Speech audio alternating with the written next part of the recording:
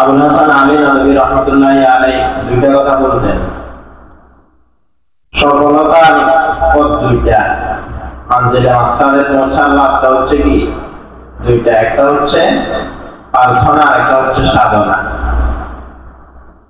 তো আমরা এখানে প্রার্থনায়ও আছি, সাধনায়ও আছি।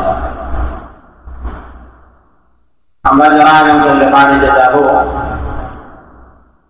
মাদ্রাসা ছুটি হলে, কোনো বন্ধ হলে উস্তাদদের মাঝে কি পরিমাণ কষ্ট, কি পরিমাণ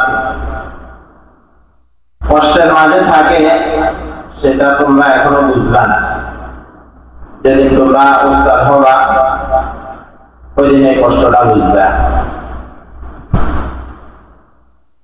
এই জন্য যাওয়ার সময় চেষ্টা করবা সব উস্তাদদের সাথে সাক্ষাৎ করে যাওয়ার জন্য। দ্বিতীয় বিষয় যেটা, বাড়িতে যাওয়ার পর তুমি তোমার মহল্লায়, তুমি তোমার এলাকায়, হয়তো তুমি এখন ছোট, একটা সময় আসবে ওই সময় তুমি ছোট থাকবা না, ওই সময় তুমি বড় হবা। এলাকার সব মাসালা মাসাইল তোমার মাধ্যমে মানুষ জানতে পারবে। এই জন্য যখন ছোটকালের অবস্থাটা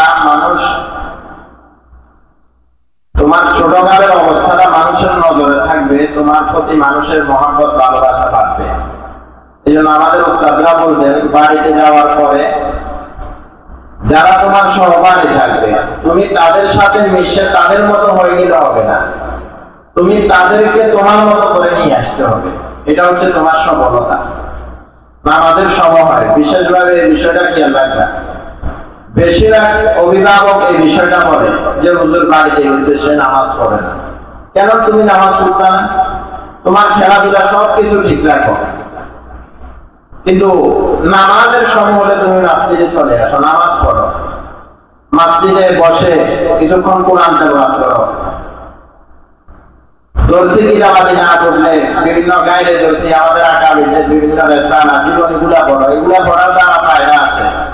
যখন তুমি তোমার মহল্লায় তোমার মসজিদে বসে কোরআন তেলাওয়াত করবা, বিভিন্ন রেসালাগুলা পড়বা, একটা সময় যখন তুমি বড় হবা তখন তুমি কোনো মাসালা বললে তারা নিজেরাই ওই মাসালাটা গ্রহণ করবে, তোমার কথা গ্রহণ করবে। কেন বলবে? যে সে ছাত্র জীবনে আমরা তাকে দেখছি বাড়িতে আসার পর সে কিতাব তেলাওয়াত করতে, তাকে মসজিদে আমরা কিতাব পড়তে দেখছি।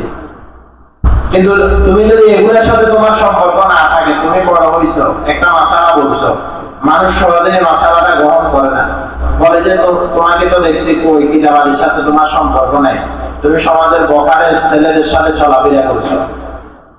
এই জন্য আমাদের চলাফেরা উঠা বসা যেন সমাজের মুরব্বীরা, মসজিদে গেছো, মসজিদের মুরব্বীদের জুতাগুলো আছে, এগুলা রাতে দিকটা যাওয়ার দরকার নেই, তুমি জুতাগুলা সোজা করে দিলা।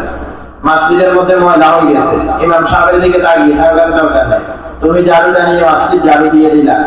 মসজিদের ওযুখানা তুমি একটু পরিষ্কার করে দিলা।